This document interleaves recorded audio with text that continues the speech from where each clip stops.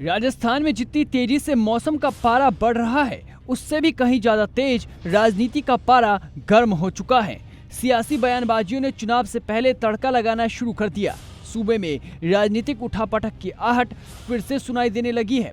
Pilot और गहलोत के बीच चल रही कड़वाहट का असर कांग्रेस पर जरूर पड़ेगा, इसकी उम्मीद बीजेपी को है। दो दिग्गज नेताओं की अंदरूनी लड़ाई में बीजेपी मलाई खाने को तैयार बैठी है। दरअसल इसी महीने की शुरुआत में राजस्थान के मुख्यमंत्री अशोक गहलोत ने एक कार्यक्रम में दावा किया था कि सचिन पायलट को यूपीए सरकार में मंत्री बनने में मदद के लिए बुलाया गया, लेकिन उन्होंने केंद्रीय मंत्री के रूप में उनके नाम की सिफारिश पहले ही कर दी थी।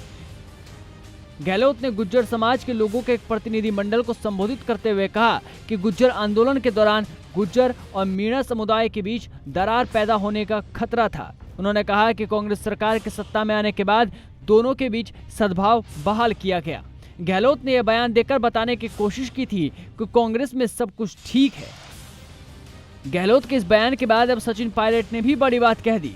जयपुर में महारानी कॉलेज के वार्षिक उत्सव कार्यक्रम में पहुंचे सचिन पायलट ने कहा कि पार्टी आलाकमान अशोक गहलोत के बेटे को टिकट नहीं देना चाहते थे, लेकिन मैं उस समय राजस्थान कांग्रेस का अध्यक्ष था और मैंने राहुल और सोनिया गांधी को कहा कि गहलोत नए मुख्यमंत्री बने हैं और अगर उनके बेटे को टिकट नहीं दिया गया तो उनका मनोबल टूट सकता है। उन्होंने कहा कि दिल्ली में मेरी बात मानी गई और इस तरह से वैभव गहलोत को लोकसभा चुनाव के लिए टिकट मिला। हालांकि उनको बड़ी मार्जिन से हार मिली।